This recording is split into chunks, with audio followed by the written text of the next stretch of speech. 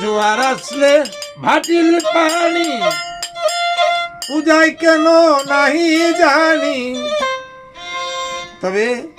আষাঢ় মাসে নৌজুয়ান তরঙ্গে ভাঙে দুটি কুল, মদের নিচে এই জলের নিচে চাঁদ উঠেছে,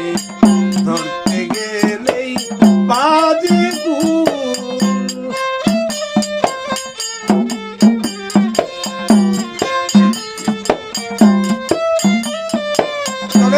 উপরতলা খুবই চঞ্চলা, উপরতলা খুবই চঞ্চলা, বুঝতে গেলেই প্রাণাকুল, জলের নিচে চাঁদ উঠেছে, ধরতে গেলে